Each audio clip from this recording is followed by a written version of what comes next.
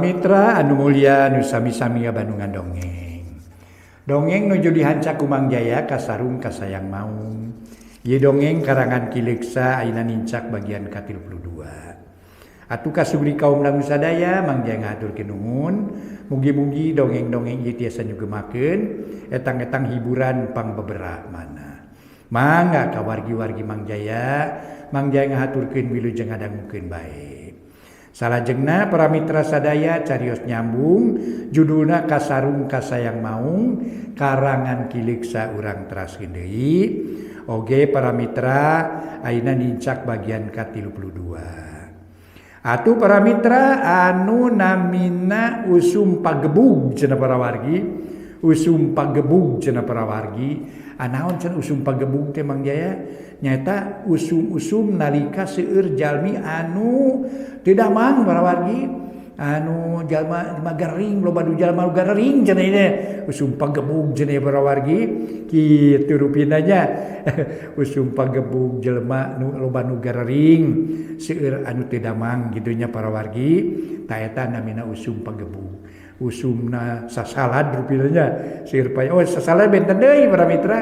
Ieu mah seueur nu teu damang we janten para wargi benten deui. Tapi upami usum-usum anu saneskeun ke urang bahas deui. Ayeuna carios nyambung judulna kasarung kasayang maung karangan Ki Leuksa dina bagian ka-32 urang lajengkeun wilujeng ngadangukeun.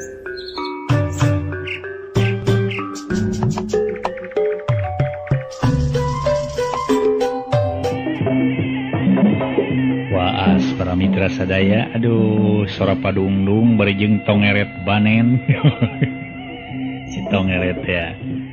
Kahaturkeun ka para wargi dongeng enteng judulna kasarung kasayang maung karya Ki Leuksa. Mang Jaya minangka juru dongeng ngahaturkeun rebu nuhun laksa ketika bingahan ka para mitra sadaya. Mudah-mudahan para mitra salamina aya dina ginanjar kawilujengan. Ieu dongeng para mitra sadaya parantos dugi kana lika si Adnan maling rambutan kagungan Bah Onoknya. Bah Onok kaluar pisan celek atuh ngabaheuhai dina bangku dihanap bari si Adnan masih kena di luhur gitu. Mangga urang lajengkeun kumaha terasna lalampahan si Adnan. Atuh ieu dongeng kahaturkeun ka para wargi kasugri kaum dangu nu mika cinta dongeng enteng. Etang-etang hiburan wae para mitra. Hiburan mangga nyangakeun. Mangga urang lajengkeun deui. Harita teh si Adnan barejeng dicocoreungit sagarupa. Tapi sok sanajan dicocoreungit manehna teu wani nepak reungit kulantaran sieun kadenge kuno dihanap. Ari Bah Onok nu keur diuk dina bangku kala ngabaheuhai we nyampaikeun sirahna kana panyaranean bangku. Atuh nempok itu si Adnan beuki keuheuleun malah pok ngomong sajeroning hatena. Cilaka ye. Cilaka 12 kaya kieu mah ye. Hah, lain cilaka 12 deui ieu mah ye. Cilaka 120 sigana ye. Kasebelahan si Bah Ponok kelangan jadog di dinya deh. Aduh, kumaha aing turun ya. Jeung reungit aing donya rocoan deh. Suku sing sireumeun meni. Cangkeul, leungeun cangkeul. Jeung deui ieu beuteung ni kerubukan. Lapar deh. Rambutan dibawa kabur ku si Ajid. Ting teuingeun si jangkorang teh. Tinggal bejaan ka aing sia. Awas sia rasakeun pamelas aing isukan sia. Cek si Adnan noroweco dina jero hatena. Hareupeun panon teu waleh mureleng we kahanap. Nempo kana beungeut Bah Onok nu keur ngabaheuhai salsenaker. Ngan untung dina tangka rambutan rada poek lantaran daunna gomplok pisan. Bah Onok diukna bangunungeunah pisan jiga taya karingrang. Sedengkeun si Adnan mah sabalikna meuni gregeteun bakat ku keuheul. Tapi amak nyadak tanaga ludas ngan batin reuyan cidu. Kumaha ari si Ajid para mitra? Si Ajid mah harita ge lumpat notog-notogkeun maneh. Ceuk paribasana tunggul dirarud catang dirumpak. Tapi sanajan sieun jeung reuwas ari saruma ampir pinuh ku rambutan teu tingalin. Malah dipanggul harita teh teu beda jeung garong nu tas ngabongkar imah. Sarta teu sawarasa ralilana Srog si Ajid tempi ka pos ronda. Datang-datang kubrag kemolan nusak itu gede na digubragen kana palupu. Berak si Aji diuk meniramoh poy bakat ku capek. Panon molotot teu ngiceup-ngiceup. Sungut calawak ciga buhaya keur ngalalaleur. Napas ngahegak ciga nu mengi. Dada turu naek. Mang Daryo jeung si Wawai. Katut Mang si Wawan Bramitra. Katut Mang Itok meningarenyag. Barang nempok kalakuan si Ajid. Sarerea sajongjongan gawena colohok bengong. Colohok ngemang kadu ceuk paripaosna. Kawaskeun aku tenung. Sanggeus rada lila kakara Mang Daryo sadar kana kaayaan. Gancang si Ajid ditanya bari di deukeutan. Jid, yang Ajid. Naon jang? Jeung eta ge moal naon jang? Ceuk Mang Daryo bari ngarampaan tarang si Ajid. Lalaunan. Lantaran sangkaan Mang Daryo mah si Ajid teh kasurupan. Ari si Ajid pok ngajawab. Teu bener ngajawab nage lantaran lulembutan can kumpul kabeh. Pangacian kalalibar kabeh. Timbolan dina Ajid Mang cenah bari panon buburi lengan jiga nu weureu gadung. Sakujur awak si Ajid kalah jadi ngagibrig siga nu muriang panas tiris keur nirisan. Mang Daryo kaget nempo si Ajid kalah ngadegdeg. Gancang kumar Daryo dijampe. Malah mun-munanana make jeung ditutupan ku dampaleungeun segala rupa. Sanggeus tamat ngajampena teuing naon nu dibacana, Mang Daryo nyarita deui. Yang Ajid, geus eling ayeuna mah jang. Ceuk Mang Daryo bari nepakan tak-tak si Ajid. Ari si Ajid harita geus rada kumpul pangacianana, pok ngajawab bari mencrong ka Mang Daryo. Nada teu naon abdi mah. Ari kitu kumaha kitu abdi teh Mang? Ari ujang. Sok dibalik segala-gala teh. Pugu Mang nu nanya, ari Jang Ajid teh kunaon bet jiga nu keudag jurig jadi teh. Pak caritakeun ka Mang.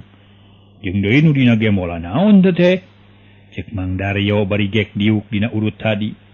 Pok si Ajid ngajawab rada seuri. Eta Mang. Eta rambut rambutan teh Mang nanging da. Henteu abdi Mang euna. Teu abdi mah henteu Mang, teu ampun Mang abdi mah geus sakadar maturan bungkul Mang. Jawab si Ajid. Nyarita bulat beulit teu puguh lantaran sieun Mang Daryo ngambek. Tapi Mang Daryo kalah sireret we jeung si Wawat. Malah ret ka Mang Itok anu keur colohok lantaran kaget. Teu lila pok Mang Daryo nyarita deui. Itu Jang Ajid. Kunaon ieu teh mimitina ujang teh? Naha ujang teh tas maraling rambutan atawa meunang abajong ieu teh? Hari si Adnan ka mana ieu teh? Cik caritakeun sakalian. Lantaran bisi pinanggi jeung cilaka Mang mananya sote. Cek Mang Daryo nyaritana tetep tenang, puguh memang geus kolot. Loba pengalaman cek paripaosna legok tapak genteng kade.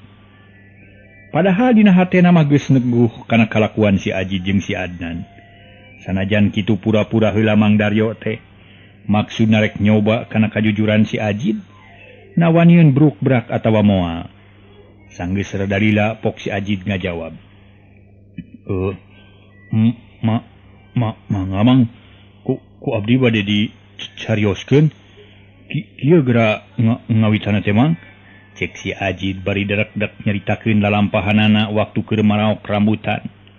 Salila si Ajid nyaritakeun kalakuanana, Mang Daryo jeung si Wawat katut Mang Itok meuni ceruk-cerak bari gogodeg. Sanggeus si Ajid cacap nyarita, pok Mang Daryo nanya bangun teu sabar. Ari si Adnan di mana ayeuna Jid?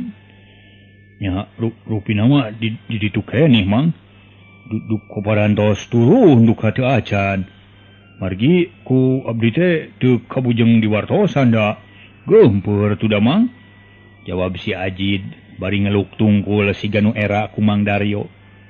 Atuleng Mang Daryo ngahuleng barang ngadenge kitu. Ari nu sejen taya nu wani nyarita sok sieun salah kecap. Ngan Mang Itok nu teu pati merhatikeun teh sigana pikeun manehna mah masa bodoh. Rek kitu rek ieu oge teu ambil pusing. Tapi ari Mang Daryo mah da puguh kapalarona anu tudu tanggung jawab. Matak meni ulang mikiran kelakuan si Ajid jeung si Adnan. Sanggeus rada lila pok Mang Daryo nyarita. Yang Ajid, hayu urang susul euy si Adnan teh. Lantaran lamun diantep karepna bisi matak cilaka di kasararea. Hayu jang wawat ngilu sakalian. Kena tinggalkeun posmat. Rupi saderek Dora bade ngiring ka ditu moal. Bilih palai ngiring mangga urang angkat ayeuna nang nyumpul gade laleson mah mangga. Cek Mang Daryo ngareret ka Mang Itok anu ku Mang Daryo disebutna Dora. Kulantaran Mang Itok teh nyebut maneh ngaranna Mang Dora. Mang Itok pok ngajawab yakin pisan. Ih, pantenan atuh bade ngiring Mang Daryo. Margi sim kuring hoyong terang kana kaayaan di dieu dina waktos wengi. Ongkoh pan bade mapageun nuju mau rambutan. Cek Mang Itok nyarita asal disada. Ku Mang Daryo gancang dijawab. Oh mangga atuh hayu urang mios ayeuna. Cek Mang Daryo bari jung nangtung sarta terus sararea gena rangtung rek arinit nyusul si Adnan. Tapi karek gena rangtung hiu aya angin ngagelebug tarik naker. Disusul ku sora anjing nu babaung menireang. Sing cungungung mata keung gabeg sararea ting rarenjag. Lantaran bakatku kaget malah si Ajid meni murungkut. Bari ngadeg-deg sabab manehna borangan pisan, pok si Ajid ngomong lalaunan. Aduh, cilaka kayak kimayo. Buah-buah siluman ingon-ingon. Bah ono rek nyusu rambutan di bawah ku aing. Bu, kumaha kana dusangkan teu nyangka ka aing yo. Piceun we kitu rambutanana. Cek si Ajid bari gadonan roktok bakat ku sieun. Sedeng Mang Daryo si Wawat katut Mang Itok can waka arinit sararea kalah ting harulang bae bari ngadedengekeun sora anjing babaung jeung sora angin.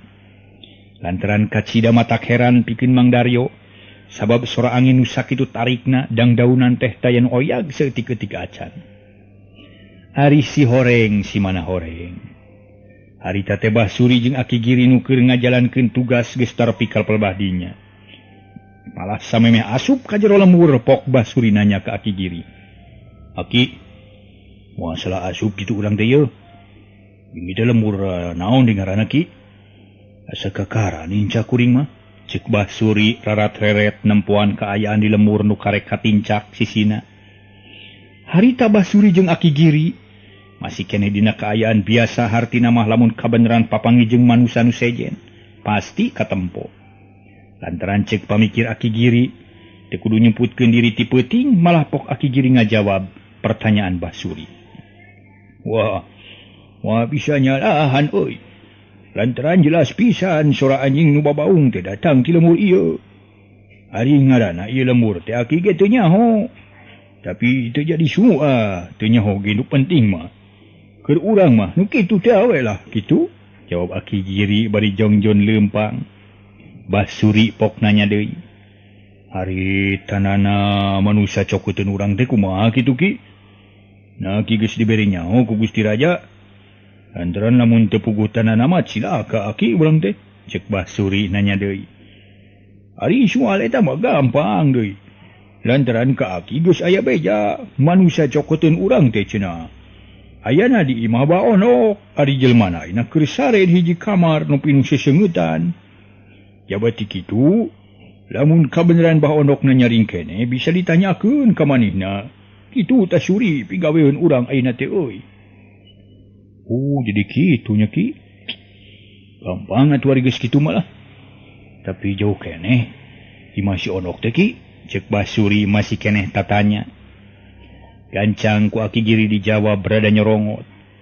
Geus takut deuleu si matak compe montong tatanya teuing bisi nu sarare kagandengan. Geus tong tatanya. Hayu gancangan leumpangna. Cek Aki Giri bari manehna jongjon leumpang. Teu galider atuh jep. Basuri teu nyarita deui malah leumpangna rada digancangan. Waktu Aki Giri jeung Basuri keur ngarobrol. Harita geus deukeut ka pos rona Mang Itok nu geus seukeut dedengeanana meni ngarenjag. Barang ngadenge nu ting gerendeng gancang Mang Itok ngaharewos ka Mang Daryo nu keur ngajanteng siga nu bingung. Daryo, aya dua jelema nu bakal ngaliwat ka dieu Mang. Eta dua jelema boga niat jahat. Kulantaran kitu ku urang kudu ditalingakeun Mang. Ayo urang nyumput heula Mang.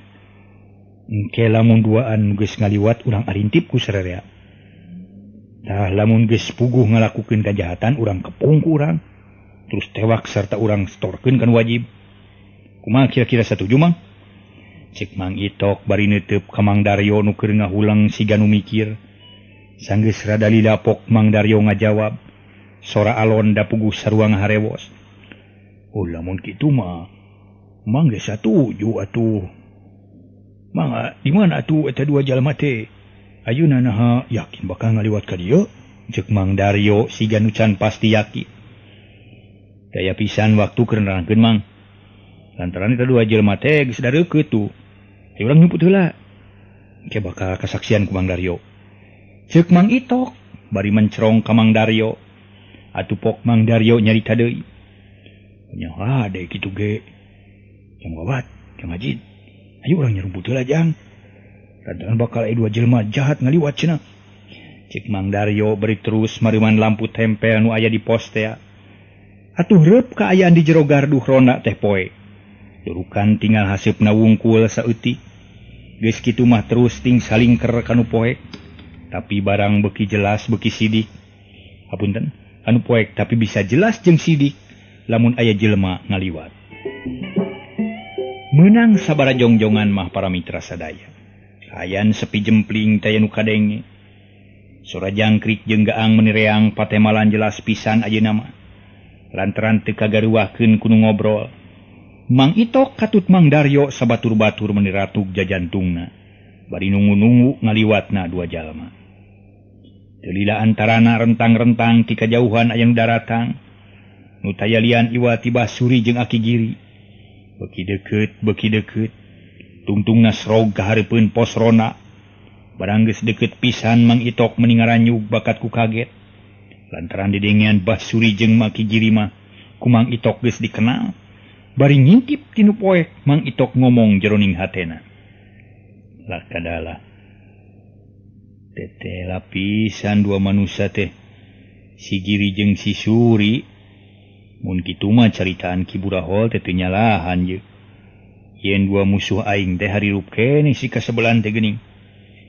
Tapi rek naon los-los ka dieu si kasebelan teh nya? Si kayang nyaho sia. Diintip sia ku aing mah. Cek Mang Itok dina hatena nyarita kitu. Ari panon teu lesot-lesot neuteub ka nu duaan. Teu lila nu duaan teh geus jarauh deui. Pok Mang Daryo ngaharewos ka Mang Itok. Direktora, tete lapisannya dua jalma teh datang kali lembur. Kuda kumaha tu urang saterasna ieu teh? Cek Mang Daryo bari neuteub ka Mang Itok ti ditu namah menta tinimangan. Kulantaran tadi ge nu ngajelaskeun yen aya jelema nu rek hianat teh nyaeta Mang Itok pisan. Urang tuturkeun memang tapi kade ulah katempoeun ku maranehna. Sabab bisi jadi mata kribut nu akhirna eta jalma teh teu katewak. Di urang intip Mang. Parentah anak buah Mang Daryo. Ku Mang Daryo parentahkeun. Cek Mang Itok bari tutunjuk kaayaan teh jadi tibalik harita Mang Itok jadi marentah. Jeung deui Mang Daryo teu daekeun numpang kana parentah ti Mang Itok. Malah harita gepok ngajawab bari cengkat. Manggakeun. Anak buah Mang urang parentah. Ayo urang tuturkeun bisi tinggalin tapak Jawab Mang Daryo bari terus marentah ka si Wawat jeung si Ajid. Geus kitu mah teu loba catur sarerea nuturkeun Basuri jeung Aki Giri ti kajauhan. Laleumpangna pating kayep patayep. Mapai-mapai nu rada poek lantaran harita teh geus biji lebulan. Ari nu dituturkeun teu nyarahun. Aya nu ngintip teh Basuri jeung Aki Giri jongjon laleumpang muru ka imah Bah Onok. Teu lila geus tarpi ka pakarangan imah Bah Onok nu lalega. Kasampak Bah Onok masih keneh diuk ngabaheuhai. Dina bangku handapeun tangka rambutan, kitu deui si Adnan nu aya di luhureun Bah Onok masih keneh aya. Bari awakna hampir setengah pae. Lantaran cangkeul jeung sieun, sajabati cangkeul keungna lain lumayan. Da puguh sora anjing babaung teh ngadeuketan ka imah Bah Onok, puguh si Adnan meuni geus teu bisa walakaya. Tanaga nangan saukur mahi keur muntang wungkul. Ari Basuri para mitra. Jeung Aki Giri teu boleh diintip ku Mang Itok, katut Mang Daryo. Harita geus arasup ka pakarangan sarta teu talangke gancang nyampeurkeun ka Bah Onok. nuker ngabaheuhai dina bangku. Barang geus tepi pok Aki Giri uluk salam bari nangtung hareupeun Bah Onok. Sampura sunggulan, cek Aki Giri bari neuteup seukeut ka Bah Onok. Bah Onok sakitu geus nyahoeun hareupeunna aya sema. Tibatan ngajawab kalah molohok bari murungkut. Lantaran tengah peuting jemplang-jempling kadatangan ku Aki Giri. Nu pangawakanana geus bongkok. Katurug-turug janggot Aki Giri geus bodas, ngarumai panjang pisan. Sajabati kitu kadatanganana dibarengan ku sora anjing jeung angin. Nempok kitu Aki Giri rada keheuleun. Pok nanya bari rada nyentak. Ai, kunaon anjeun teh heuh? Sampurasun euy, cek Aki Giri bari maju salengka. Pok Bah Onok ngajawab bari ngadegdeg.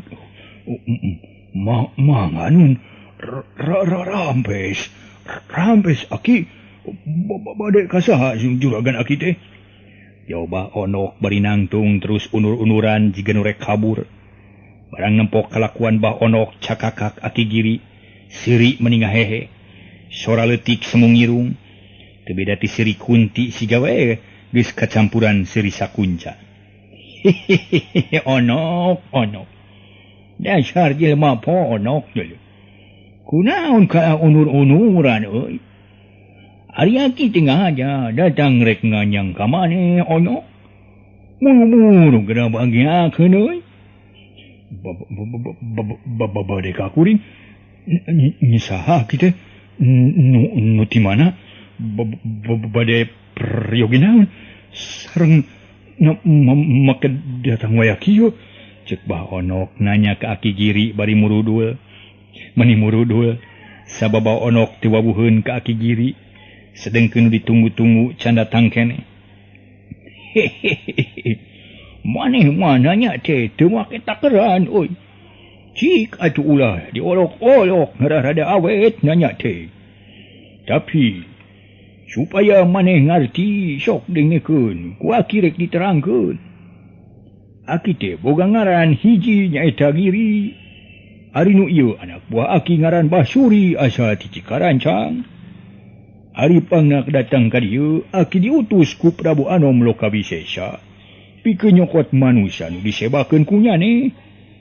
Sajabati kitu Aki ngahaja datang. Wayah kieu teh lantaran beurang mah lain bagian Aki.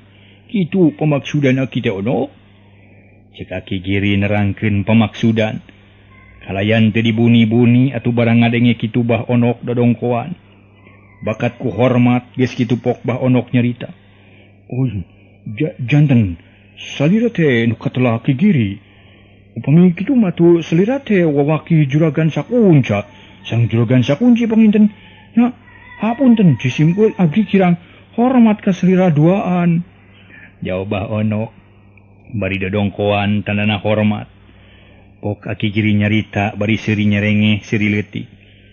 Sigana Bah Onok mah ti tatarewetan we para mitra. Urang kula nu ngaranna ge Bah Anak. Mun urang Jakarta Bah Enek gitu sigana mah. Sigana gitu. Eta ge sigana. Oh bener oi. Lantaran juragan Sakunca jeung juragan Sakunci teh ayeuna keur ngajalankeun tugas sejen di jero nagri. Jadi sakabeh pagawean teh oi diwakilan ku Aki jeung Basuri. Tah kulantaran kitu hayu ayeuna geuna tuduhkeun di mana aya manusia bawaeun Aki. Sok buru-buru bisi beurang manten.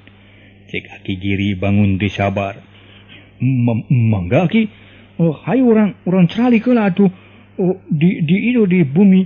Jawab Bah Onok bari terus lempang pangheulana muruk kana panto. Terus Aki Giri jeung Basuri ge naluturkeun ka Bah Onok. Teu lila brai panto muka. Sup tiluan arasup ka jero imah Bah Onok. Sakabeh obrolan Bah Onok jeung Aki Giri kudu ngarintip kaderengieun kalayan jelas. Komo adan mah da puguh aya luhureun kadengena meninong toreng. Sabuat ngadedengekeun ge ngobrol sagarupa ka keheul si adan rada ngurangan. Lantaran kabang berangkeun kudu ngobrol. Tapi barang nu tiluan geus arasup mah ka imah Bah Onok. Suku karasa sing sireumeun geus teu kuat teu nahan. Kalayang, bruk si Adnan ragrag kana taneuh. Sorang ngageblug lir nangka asak nu murag. Tapi duka teuing naon sababna si Adnan teu ngagero sakecap-kecap acan kalah lakatai koledag blak nangkarak bengkang teu empes-empes. Atuh puguh we. Sakur nu nyaksian meniting rong heap bakat ku kaget jeung ngilu lawang kanu ngoleang ragrag. Mang Daryo sakujur awakna bakat kuting sereset bakat ku paur kalayan teu nyarita sararea ampir bareng ting katayep nyalampurkeun ka si Adnan nu keur ngagoler sanggeus diriung mah pok Mang Daryo marentah ka anak buahna nu duaan. Wat? Id, buru-buru gadatong kaduaan terus bawa ka pos ronda. Geus kitu goingkeun Pak RT. Kusa urang serta sabisa-bisa si Adnan kudu buru-buru dibubaran. Sok gancang laksanakeun. Mang jeung saderek dora rek ngintip semah aneh. Cek Mang Daryo bari luak lieu bisi aki giri kaluar manten ti imah Bah Ono. Si Wawat jeung si Ajid kalayan teu dua kali maren diparentah. Gancang ngagotong si Adnan nu teu empes-empes. Terus dibarawa ka pos rona sanggeus anu ngagotong si Adnan jarauh mah pok Mang Daryo ngaharebos ka Mang Itok. Saderek Dora, kedak mah urang saterasna ieu.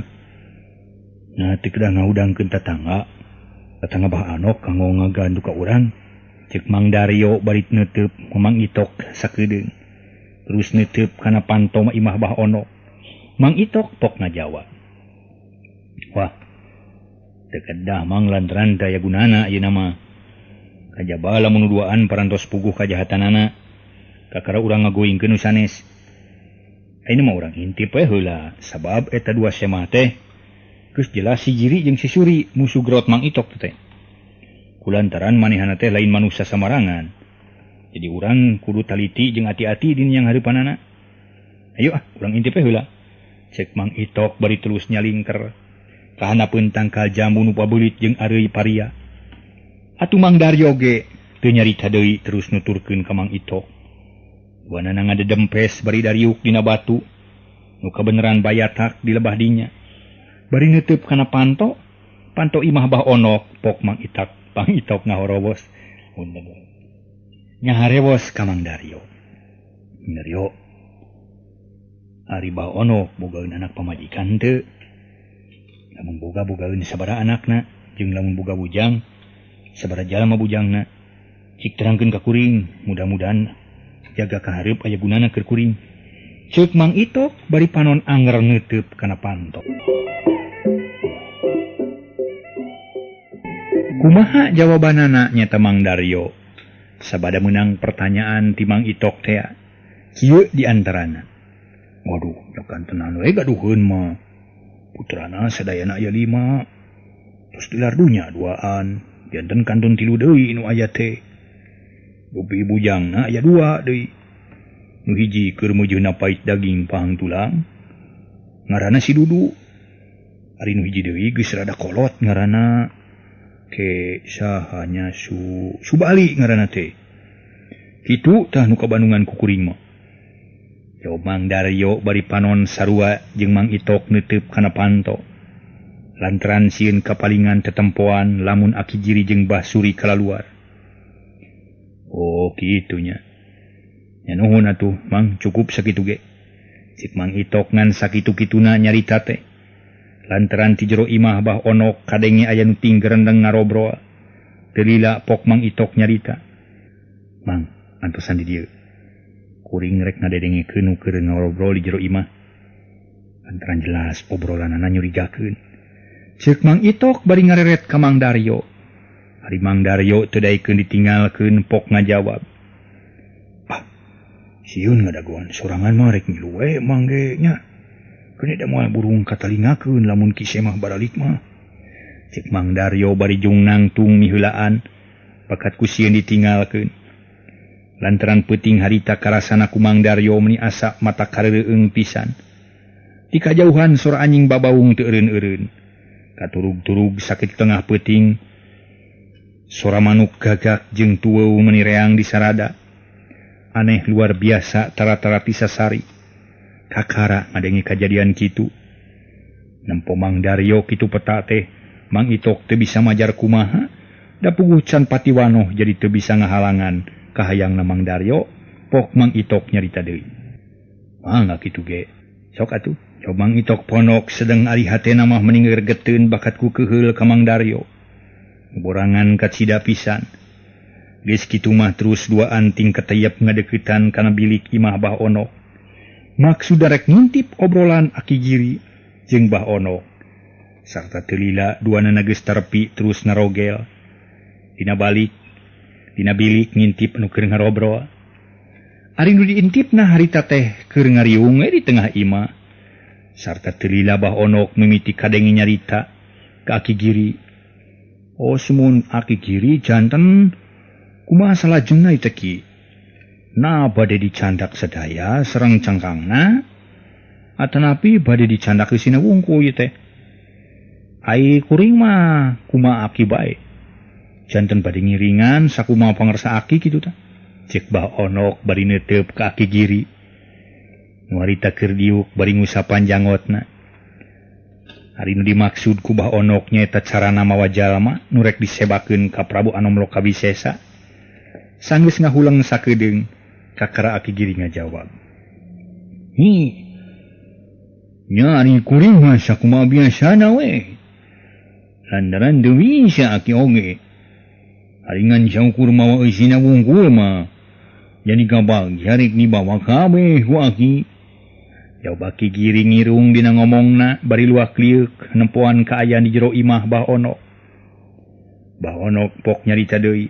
Oh, pami kitu. Nya sae janten kitu ge ki nanging kumaha carana? Sangkan kula warga teu ngarasa leungiteun ye.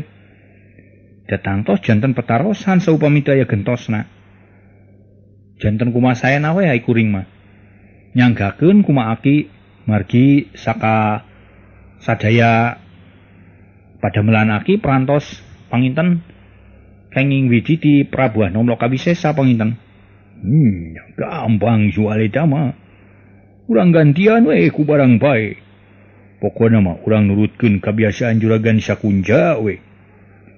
Tapi Aki teu bisa nyabut nyawa lantaran Aki sorangan masih kene hirup.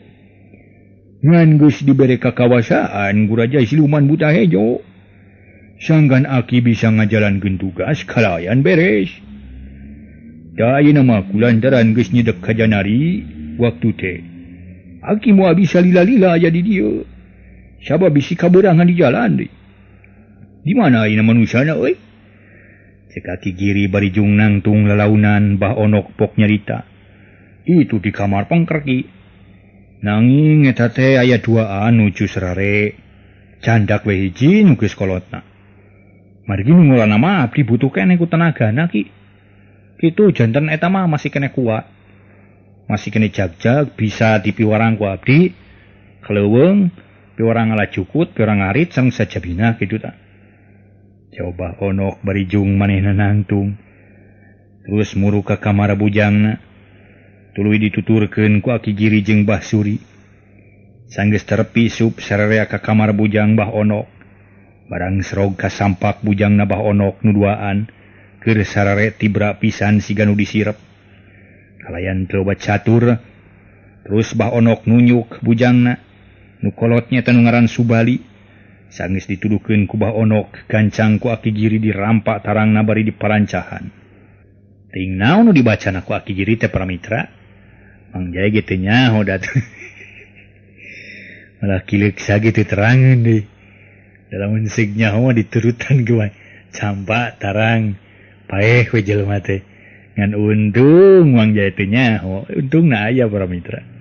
Lantaran biasana lamun jelema ngaboga anu kieu sok dipake kanu teu puguh, da ieu untungna teh para wargi. Dipake nu teu puguh. Ayo ngajalma dicampaan tarangna nu keur sae, peureun paraeh kawe jalma teh pan cilaka tah. Untungna teh nya kitu nu aweug untungna. Nah wong ieu mah ngan saukur dongeng para mitra. Saukur dongeng hawa endedul Raja Wadul mangga urang lajengkeun. Sanggeus tamat Aki Giri mapatkeun jampena. Kulisik Subali ngalilir terus hudang lalaunan. Kalian teu loba carita jerut Subali turun tina ranjangna. Terus nangtung gigireun Aki Giri. Paroman jeung tingkah paripolahna teu beda jeung jelema kosong teu boga pikiran. Lantaran teteh lapisan Subali geus aya dina pangaruh ilmu Aki Giri. Barang Subali geus turun tina ranjang teu kanyahoan ti mana jatangnya. Cileg. Tina urut sare Subali geus aya nu ngeusian deui. Dedeganana, beungeutna jeung sagala rupa persis teu dipiceun sasieur sarua jeung Subali. Ngan bedana teh teu bisa ngarenghap alias pae. Ari Mang Itok jeung Mang Daryo keur ngarintip tina sela-sela bilik menikmati ngararenghap narik napas panjang bari gogodeg. Mang Daryo mah kulantaran kakaramangih kajadian nu sarupa kitu. Sepa beungeutna. Tokoh rona geus kasohor wani turlu dengan teh. Ari nemponu kitu mah teu bisa hojah. Bulu punuk pating puriding jajantung naratug tutunggulan. Sakujur awak nyorolok ke sang tiis terus masihan sakabe pakean. Sedang Mang Etok mah beda deui kaayaanana. Manehna kacida nafsu barang nyaksian kalakuan Basuri jeung Aki Giri. Malah pok nyarita jeroning hatena. Kurang asem si Giri jeung si Suri. Rasakeun pambelas aing si Suri. Aing teu bisa ngantep kana kalakuan sia duaan. Ayeuna waktuna aing maragatkeun nyawa sia. Cik Mang Itok jero hatena sedang diancam harita geus kaluar ti imah Bah Ono. Malah musuh Bali nu geus ngiclik tukanginana. Tiga nu ngalinur ngan samameh ningalkeun pakarangan pok Aki Giri pamitan. Ono, upaya ku Aki ditinggalkeun nya. Muga-muga sing terus nanyung maneh teh euy. Hayu Ono. Aki rek miang geuleuh. Mangga Aki wilujeng angkat Aki. Mugi Aki aya dina kajembaran. Coba Onok bari rengkuh ngahormat geus kitu mah beral Aki Giri jeung Basuri. Arinit ningalkeun imah Bah Onok bari ngagiringkeun Subali. Bareng jeung arinitna Aki Giri sapara kanca, hiup angin ngagelebug tarik pisan. Malah harita tatangkalan meniting palenod jigan rek pareungas. Sorang ngakuruh mata ketir jeung mata keueung. Mang Itok barang ngadenge Aki Giri geus pamitan gancang nyarita ka Mang Daryo. Mang Daryo, si Giri jeung si Suri geus arinit moal Subali. Kulantaran kitu urang kudu buru-buru ngayakeun tindakan Mang. Kumaha jelema sejen sajaba ka jalan aya jalan sejen sajaba ka jalan gede teh Mang. Cik Mang Itok bari noel ka Mang Daryo nu keur ngahuleung siga nu sakalor. Aduh. Kantenan we aya mah opali kulon su. Narobos kebon bako. Ari kitu aya pikeun saeunaon gitu. Jawab Mang Daryo bari malik nanya. Sigana bae pipikiran keur malaweung lantaran kalinih ku sieun. Padahal biasana Mang Daryo teh jelema pangkesit-kesitna, tur panggesitna, nyang hareupan hiji persoalan atanapi perkara. Mang Itok rada keheuleun bari pok nyarita deui. Mang Daryo mah kawas nu ngalinur. Apaan ku kuring hayo we dicaritakeun. Yeun jalma nu daratang ka dieu teh manusia jahat. Lainna nu jahat geus arinit, jadi kewajiban urang kudu ngudag nu jahat. Lain keur ngaronda Mang Daryo telepon tadi teh. Oh nya, terus kumaha tuh urang teh? Lainna kieu. Jalma-jalma jarahat ku kuring rek dituturkeun di tukang. Lamun geus tepi ka tempat rada lega, kuring rek newak eta jelema. Jadi kewajiban Mang Daryo kudu buru lumpat sing gancang, make jalan sejen sangkan jalma jarahat teh bisa kapegat ku Mang Daryo. Muncul dina ilmu perang mapotong kompas urang teh. Bari sakalian ronda anak buah Mang Daryo bejaan. Sabab tangtu si Suri jeung si Giri bakal ngaliwat ka urut tadi. Lamun udagan urang geus kapegat, bejaan pangurus lembur ieu nu sejen. Malah lamun sakira perlu sakabe urang hudangkeun kabeh urang dieu mah. Kaharti Mang?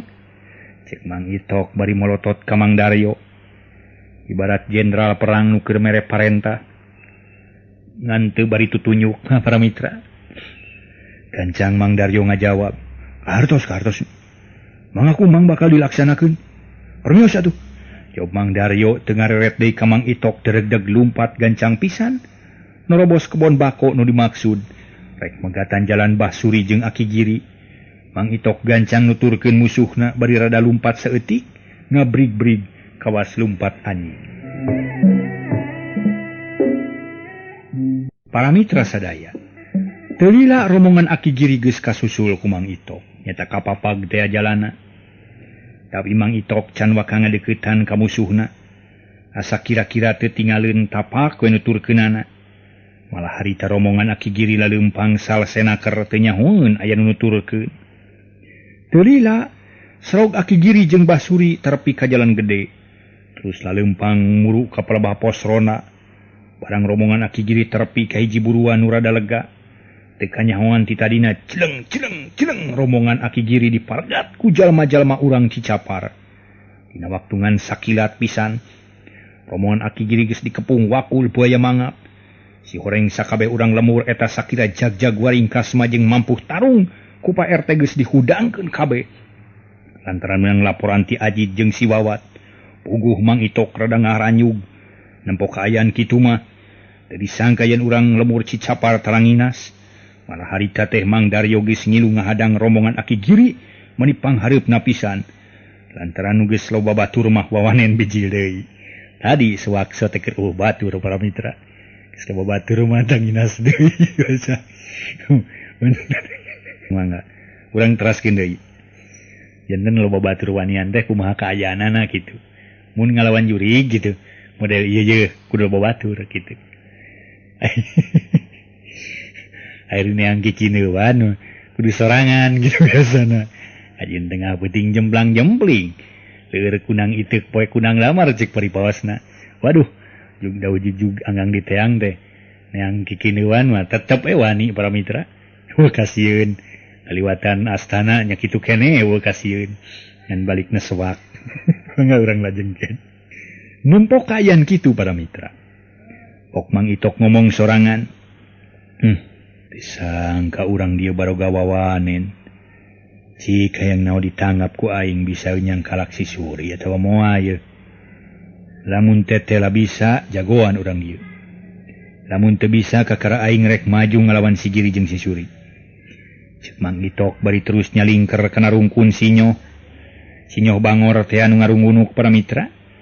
Gek diuk dina batu nu bari salse. Salse pisan lalajo nu rek narewak bangsa jelema jahat teh. Aki Giri harita kacida nafsu barang nempo anu ngahalangan. Red ka kenca, red ka katuhu. Tetela sakuriling geus rajeg nu ngepung bari nyeklan bedog. Aya nu nyeklan lingis, anu nyeklan tumak. Wah, geus pokona mah malah anu mawa halu segala. Tulak pando dibawa. Wah, sama greng pakarang deh sanes bobodohan para mitra. Malah lolobana mah ngalugas bedog panjang jeung bedog ponok. Bedog ponok model si cepot, bedog panjang aya kene. Model bedog buatan Jepang teh. Samurai gitu sigana wae. Nampok kaayaan kitu teu pikaresepeun. Pok Aki Giri ngaharewos ka Basuri. Suri, kade jaga tawanan urang euy. Akhirnya nyapukeun heula tah nu ngahalangan jalan. Mangakeun, tawanan dijaga ku abdi. Coba Suri bari mundur ngajauhan Aki Giri. Dina kaayaan kitu para mitra sadaya. Gerok Pak RT nyentak ka Aki Giri nu rek narajang teh. Montong loba pamolah si aki-aki kotok bongkok. Awas sila ngalawan dicacag ku kami. Sodorkeun da kokon. Ku kami bakal ditalikung deuleu. Lamun teu nurut kapaksa bakal paragatnya basi ha. Cek Pak RT bari maju salengka. Ngadeukitan ka Aki Giri. Pak RT can nyahoeun yen aki-aki nu disanghareupan teh lain aki-aki samanea. Padahal itu aki-aki 11 manea para mitra. Aki-aki 11 manea. Numatak Pak RT nyaritana janji heuai. Lir badak heuai. Atuh puguh caritaan Pak RT teh tumerapna ka Aki Giri. Ani siga direrab. Ngaheab asa direrab pudigig deh. Aki Giri nafsu hudang kabeh. Da cacak lamun ti beurang mah tangtu ku sararea bakal katempo. Yen beungeut Aki Giri geuneuk lir beusi atah meuleum. Sarta teu lila pok Aki Giri nyarita bari molotot ka Pak RT. Heh. Manusia kacing jalang. Sah ngaran sia ha? Jeung nahaon sia ngahalangan jajalanan aing ha? Minggir sia. Lamun teu nurut disapu sia ku aing. Cek Aki Giri bari nulak cangkeng sarta panon molotot ka Pak RT. Jeung sakur anu ngepung. Ari Pak RT kalah cakakak siri nyengsirikeun Aki Giri. Waktu senasib para mitra.